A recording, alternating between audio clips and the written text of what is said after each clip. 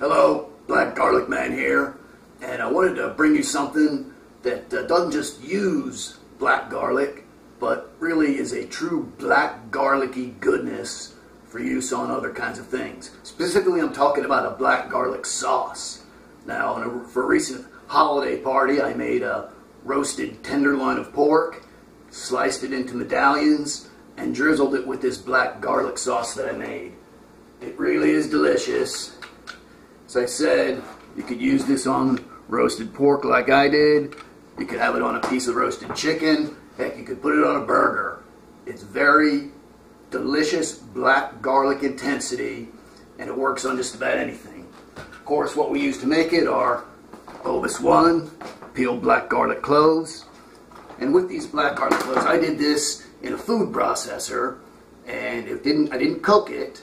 I used a number of ingredients which are available on the website. So give it a try, take a look. It's really delicious and really black garlicky. Okay, hope you enjoy it. Thanks, bye.